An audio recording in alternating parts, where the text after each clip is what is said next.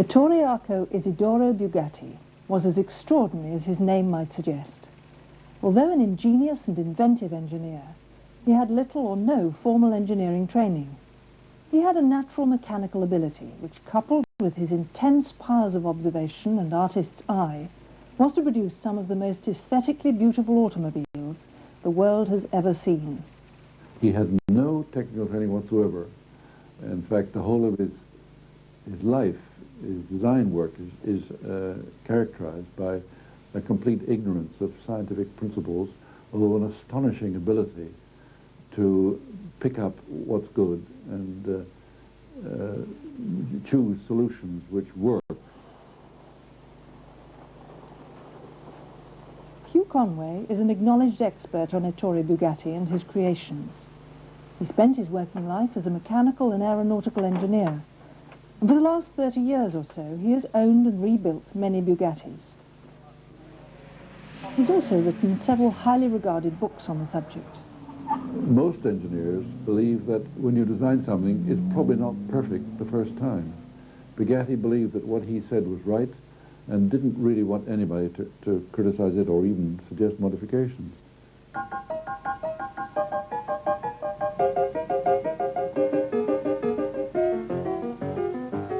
His father was a splendid chap called Carlo Bugatti. The family was brought up, and the parents lived in Milan, which is a part of Italy famous still is both for metalwork and for art. His father, Carlo, was an incredible designer of furniture, a rather bizarre type, but full of admirable craftsmanship, using wood and a lot of parts from it for decoration, and splendid metalwork. He had two sons. The elder was Ettore, and the younger son was born 3 years later, and they called him Rembrandt. He, in fact, turned out to be an astonishingly good sculptor, and his works are well known in the art world these days. He specialized in animals, what the French call an animalier. Unfortunately, he was a rather sad chap, and he took his own life in 1915, depressed by the war and the fact that he couldn't survive in his beloved Antwerp Zoo, where he did most of his work in his sculpting. But to go back to young Ettore, he was supposed to be, being the elder, the one who was trained in art school, but he became much more interested in what you might call the mechanical arts of the period, and he left his younger brother to be the fine artistic chap. At the time, he was a strange young man, a nice-looking young chap who affected odd costume. He was a bit foppish, in fact. His costumes were almost as odd as some of his designs. The story has to start, really, with him joining a local bicycle firm and starting to race tricycles, which were built by this particular firm, by purchasing de Dion engines. The de Dion engine was the easiest, most readily obtainable single-cylinder engine. And in fact, he converted the bicycle. We think it was similar to this, but we're not sure. He put an extra engine on it to make two. Before 1900, he was doing a lot of racing along the roads of northern Italy and earned a reputation for being a bit of a daredevil. Then, by courtesy of two friends of his family, the Counts Giulianelli, he was enabled actually to start designing and building his own car. It was a four-cylinder, four-wheel, chain-driven car with a proper gearbox and a proper engine with at least one of the valves overhead. We're not sure of the details. And this was exhibited at one of the engineering shows in Milan in 1901. This is when he was 20 years old. A great big famous German firm, de Dietrich, visited this exhibition and were much struck by this car and arranged to take a license to manufacture it. And the young Ettore goes off to Niederbronn to design. We're not sure of the detailed arrangements, nor indeed, unfortunately, we've never been able to find out what happened to this first car. We know that he built a racing car because we've got photographs of this. That's extraordinary. It's a version that we think of the original car, but he put himself at the back to steer from the rear, and sitting beside him is one of his young friends, Mathis, whose name you'll hear later on. You'll find throughout the whole history of Ettore Bugatti this curious trick of doing things differently from other people, what I suppose some people nowadays call lateral thinking. That's a shot of the actual first chassis. It was really a splendid piece of engineering. It had a four-cylinder engine with four of the valves were pulled down to open them. They weren't pushed up like, as an ordinary car. They were pulled down by pull rods as opposed to push rods. It had the ordinary sort of cone clutch of the period, and then the gearbox was just behind, well, underneath the driver. In fact, he sat on top of it. And then there was the usual chain drive of the period, because people in those days didn't have live back axles. They had this chain drive to the rear wheels. Well, that was quite successful. They didn't make a great deal of them, but here's a shot of the car with a body. It looked quite reasonable. And certainly, some of them worked rather well. We've got one or two letters still in existence from customers who extolled the virtues of the car. We've also got access to correspondence with people grumbling about the unreliability. I think the real truth is that Bugatti was a sort of dilettante designer, very clever, but he didn't really spend a lot of time doing what we now call product development to get the bugs out of these early cars, and they must have had a lot of faults. When they worked, they probably worked very well, but they weren't necessarily very reliable. And certainly the arrangements with the Dietrich company suffered, because he really did spend, as far as we can see, too much of his time racing. Anyway, he left Dietrich in 1904. There was a recession in the car world. They weren't selling very many. They found penetrating this difficult car world was too difficult, and they gave up and paid him off or got rid of him in some way or other. And he then set up with his friend Mathis and produced a rather elegant motor car and made a few of these.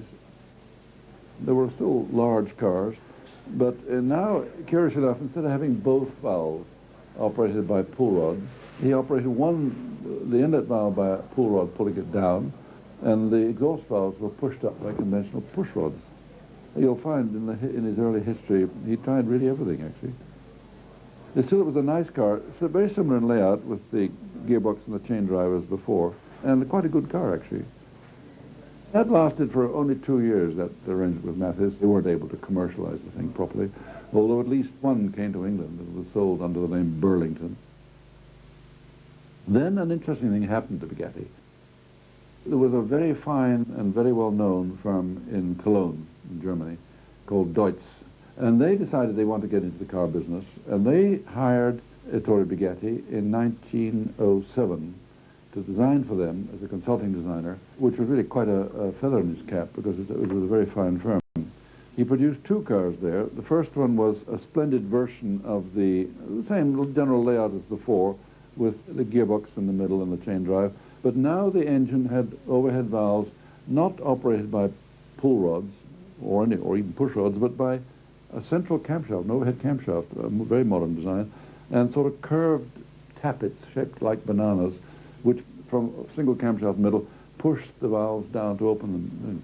That was a good design, and later he refined it again, the same engine, but now he put for the first time a proper shaft drive in it, with the layout that we see on the modern motor car, with a gearbox here and the back axle of what is now more or less a conventional type. In fact, it was a modern design, in my judgment, a good design, and it's a pity that, as far as we know, none of these cars exist.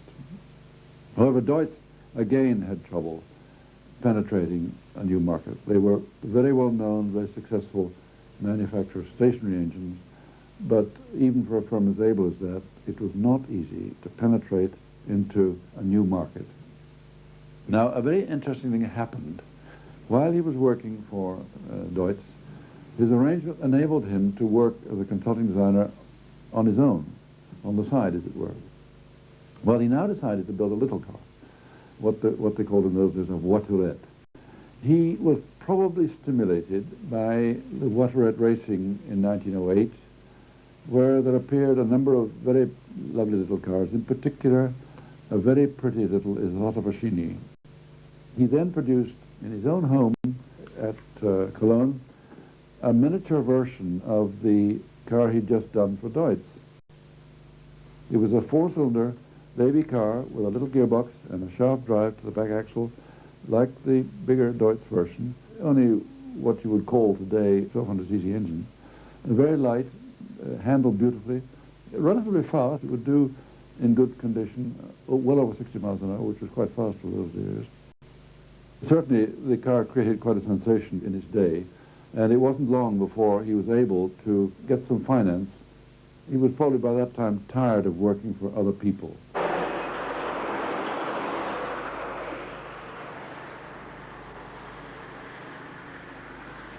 We may ask ourselves, how come Bugatti came to Molsheim? Well, the explanation is that he'd had a banking friend, a sporting friend of his, who lived in the Strasbourg area, Mr. Vizcaya, from the Spanish banking family, which still exists incidentally. He knew of a disused dye works in this village of Molsheim and recommended Bugatti to go and look at it. This was the end of 1909. And Bugatti went there and bought the building, presumably with help from his banking friends in Strasbourg. Here we are standing outside the building with the factory entrance behind us and the villa which became the residential property of Bugatti from 1909 until the end in 1939. The other buildings around it were used for the offices and the design office, and the factory buildings inside were where he built his original cars. I have got here an interesting early picture, probably taken in 1910 or 1911, showing his original prototype, Pure Sang, as it was called, thoroughbred, and an early Deutz car, which he probably kept for souvenir, and in the background some of his workmen and a number of chassis being built. And almost certainly one of these chassis here is one of the cars that we're going to see shortly, belonging now to Mr. Peter Hampton in England.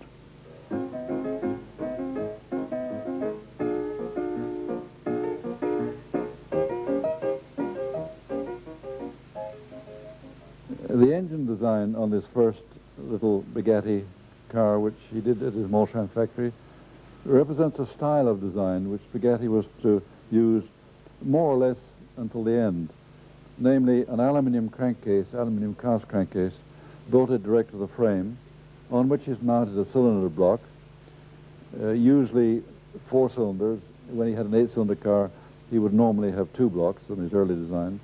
And then on top of that, a cam box, as we call it, containing a camshaft and means of operating the overhead valves.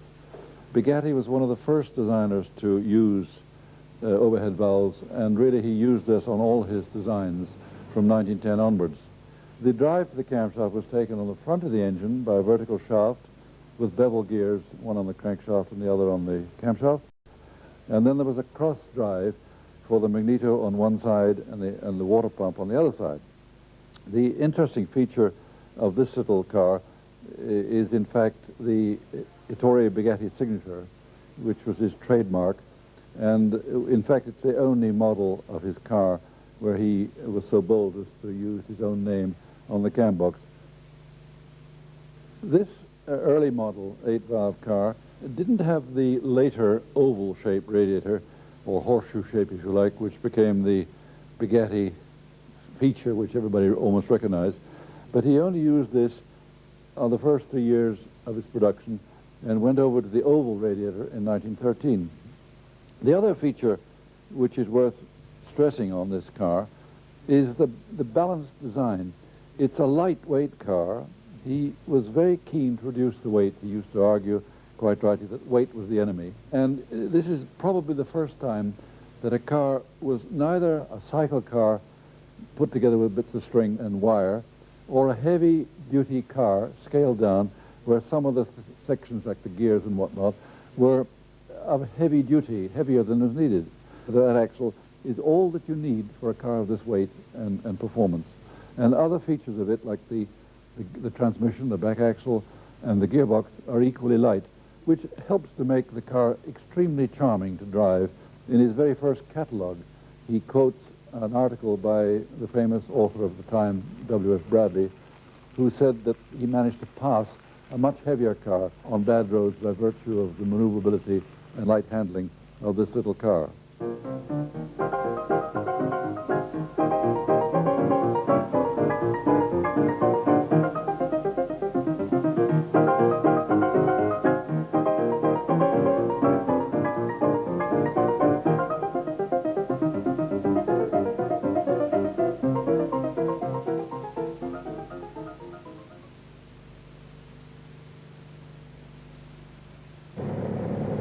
Bugatti still was interested in performing as a consulting designer after he opened his own factory, having regard to the fact that that's how he had existed up to 1910. And he produced a very interesting little tiny car with an 850, that's mini-sized engine, in 1912, almost like a shoe it was really. And he licensed this car to the Peugeot company, and it became known as the Baby Peugeot, which continued in manufacture even during the war, and no less than 3,000 of these were made, some coming to England.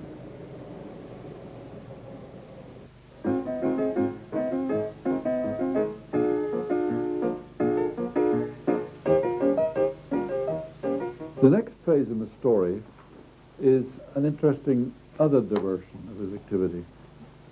He was still interested in producing a larger car, larger than the 13 or 1400 cc car that he was producing in production in the period 1910 to 1914. He produced for himself a racing car with a 5-liter engine and used it in one or two odd competitions. Then he became friendly with a famous aviator who appeared, Roland Garros. He produced a version of this car for Roland Garros. It was a 5-liter engine, as I mentioned, and still chain-driven, because he was not by then convinced that there wasn't something in the chain drive. The great advantage for competition cars obviously being that you could change the ratio of the back axle much more easily than an ordinary car, and therefore for competition work there was some justification in retaining the chain drive. This was a superb car produced with a body by La Bourdette. On the original print of this picture you can actually read the maker's name on it. Now, Garros unfortunately was killed in the war, but the car remained and came to England in the early 20s and is still preserved and popularly called Black Bess, the name given it to by one of the lady owners, Ivy Cummings, who owned it and raced it very nobly in the early 20s. The engine is a handsome piece. Overhead valves, of course, typically Bugatti, with the magneto drive in the front. Here's the steering box, the carburation. In those days, interesting enough, they didn't believe in short carburetor manifolds. They had quite long pipes. But that car still goes extremely well.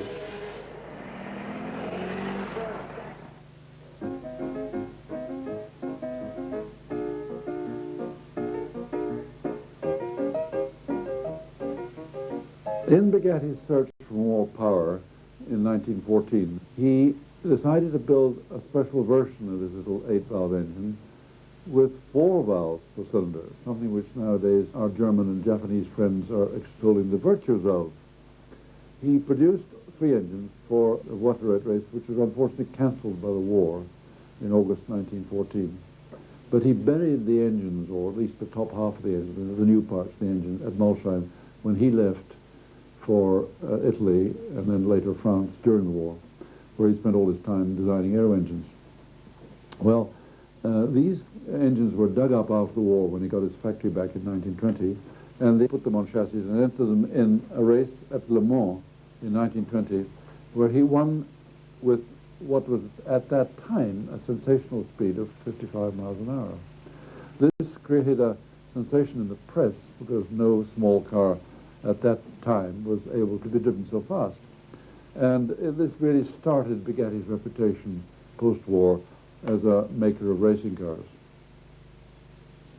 And in the year following, he improved it still further by building some engines with roller bearings on the big ends and on the crankshaft, and entered 5 cars into the Brescia race in Italy for Waterettes, and came in and took the first 4 places at sensational speed.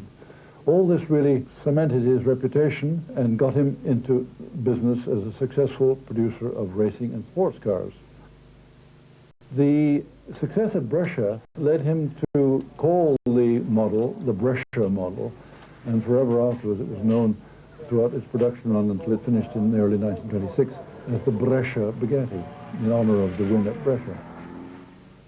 On this Brescia engine, you've got the cylinder block down here with its 4 valves, 2 inlet and 2 exhaust. And on top of it you have this aluminium casting, the cam box. In that rotates the camshaft. This is a typical camshaft. You can see the 4 cams here to exhaust. And then the problem Bugatti had, indeed all engine designers have had, is how to transmit the motion of the cam into the actual pushing of the valve. The classic solution is some sort of rocker or finger which oscillates up and down to act between the cam and the thing. But Bugatti, with typical ingenuity, thought of a different solution. He had what we call, jokingly now, banana tappets. These are arc-shaped followers, rectangular in section, but arc-shaped in side view. And these operate on the cam being pushed up and down by the cam as the cam rotates, the 4 different ones for the 4 different cams. And then at the other end, as they push up and down, this end operates the valves.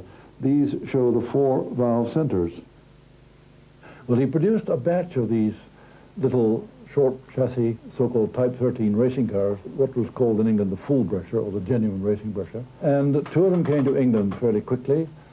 And the first one was bought by a young racing undergraduate from Cambridge called Raymond Mays, who successfully campaigned the car and was winning every hill climb there was in the period 1922 to 1924. Meanwhile, production of the more subdued and longer wheelbase touring models continued using the same 16-valve engine, although the engine was slightly simplified. It only had, for example, a single magneto rather than the twin magnetos which you had on the racing one. And that was actually the most successful Bugatti ever made. They produced over 2,000, which is more than any other Bugatti model in the production run, as we said, up till early 1926. One advantage of the success that Bugatti achieved and all the publicity it was getting was that it interested other manufacturers in taking a license of the little car. First of all, Diato in Italy talked a bit and took a license, gave Bugatti some much-needed money, although they don't appear to produce very many cars. There is one in existence still, as far as we know, in a museum in France, but otherwise the mark has disappeared. The next license was to a firm called Rabag, the Rhine Automobilbau, in Germany, who took a license and made quite a few of these cars, which are rather pretty and quite effective, although they alter them slightly. They alter the radiator a bit to have a bulge on it, although basically it was similar in style and shape to the Bugatti one.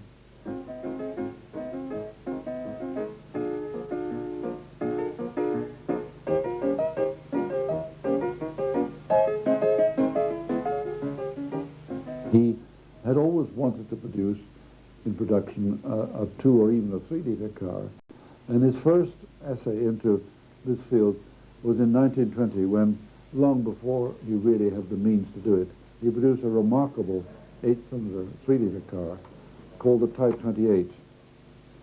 It had an 8-cylinder engine with 2 cylinder blocks of a style which he was later to adopt for all his later cars until 1930, with a cam box on top, and now 3 valves, 2 inlets and 1 exhaust, as opposed to the 4 valves he'd had on the earlier car, or indeed the 2 valves he'd had on the pre-war car.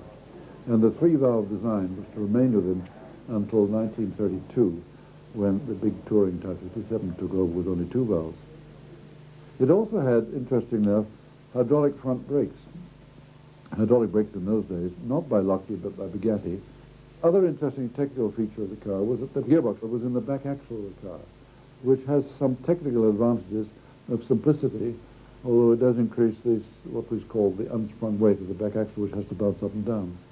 But you can still see that the typical Bugatti construction with reverse quarter-click springs, which he had introduced by now on all his cars, and the typical rigid frame at the back, able to support coachwork.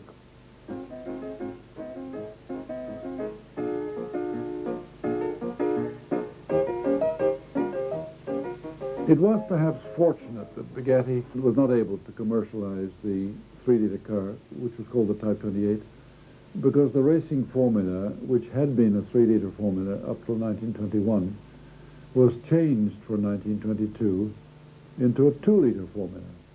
And this enabled Bugatti to start work on a 2-liter engine, which was smaller and therefore rather nearer his production ability than the big 3-liter one. Here's a shot of the first of his 2-liter engines, which was very important from a historical point of view, because the whole layout of his engine formed the basis of his next few years' production, and indeed the famous Type 35 racing car, which we come to later on. It had two-cylinder blocks with a cam box on top, the same layout as the larger engine, but obviously scaled down. And the crankshaft in this case was carried on 3 roller bearings for an 8-cylinder engine, which was adequate for up to, say, 4,000 revolutions, but was not good enough for very high speed. It worked well enough for the period. Another interesting feature of these cars was the use of a large cast bulkhead, which certainly improved the appearance, and in those days when he had his own foundry and the production runs were small, was a good way of doing things. In this case, this is a production version where the dynamo is mounted on the bulkhead and driven by a belt from the rear of the camshaft. Now, the first of these 8-cylinder cars were actually built for racing, and this is his car, entered in the 1922 Strasbourg Grand Prix. The body was built locally, not at the factory, and with this rather curious long tail, and indeed the exhaust was taken out through the tail cone to the point at the end. You notice also the curious cowl put over to cover the radiator, which was something which was done for that race, but not used subsequently. Now, the cars actually had some trouble with their brakes, we mentioned earlier on, and in fact one of the drivers, Maurice Maury, did more or less the whole of the race on his handbrake. But they were quite reliable, not as fast as the winning Fiat, but they came in third and gave ample, excellent publicity to Bugatti, which he used to good effect. Now, one of these cars was bought by somebody who was to be famous later on, Mr. and Mrs. Unick. And here's Elizabeth Unick, who became one of the most distinguished Bugatti drivers later on. They bought one of these cars and had it rebodied in Czechoslovakia, where they lived in Prague. We are breaking the sequence of our story just a little bit, because here on the south of France we've got an opportunity of taking some pictures of 2 unique Strasbourg cars, and in the background the original 5-liter car which Ettore Bugatti used and raced. You can see in these 3 cars the beginnings of an interest in streamlining. The long tail on the 5-liter behind here, which in fact had a cowl over the radiator originally for racing, and then one of the actual Strasbourg cars with its long-tailed, bulbous body, the exhaust coming out of the tail behind me, and then here close is a beautiful bodied single-seater built for running at Indianapolis in 1923. There were 5 cars built like this with these rather nice offset bodies. Unfortunately, because of the steering being on the right-hand side, the offset for Indianapolis should have been on the other side, but nevertheless, it had a very clean body, which was designed in detail by a well-known French aircraft designer called Bechereau.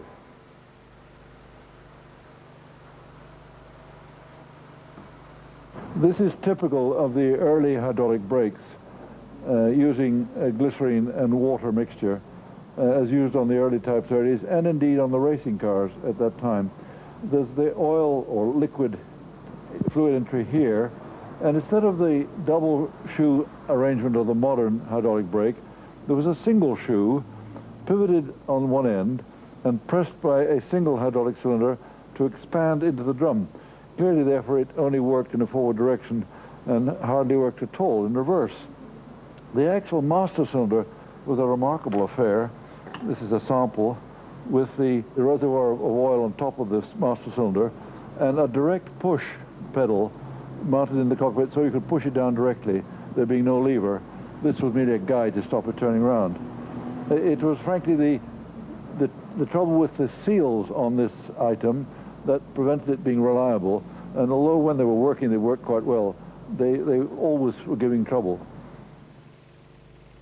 Apart from being interested in cars, he was actually quite a sportsman. He loved horses, he was always riding. In fact, many of the early pictures show him in riding garb, and he had a reputation when he had a factory of his own of wandering about the factory in riding clothes. He always kept horses. In fact, later on in the factory, it was astonishing. There was an awful lot of time and money spent on the stables and the various trappings that go around with it. He even started building horse-drawn vehicles. From the very earliest days, Bugatti seemed to be as interested in how things were made, to his satisfaction, as to what the parts they were making were. This meant that he spent quite a lot of his own time on the designing of the tools to manufacture the parts, the crankshafts and the cylinder blocks and things like that, which he just designed. This is unusual. In fact, I suppose it's unique in the car design world to get a manufacturer who's interested not only in the creation of the thing itself, but in the method of its manufacture and the tools to make the product with. This meant that, for example, his factory was full of specially designed machinery or fittings, usually attached to the best type of milling machine, many of which came from America, where the best machines were in those days. And he extended this actually to making the bench vices. All the vices throughout the whole factory were Bugatti designed and manufactured. Rather large, heavy, very, very effective vices. The best, you might call, almost the Rolls Royce of vices, which are still much sought after, and anybody who's used one wouldn't want to use another type of vice.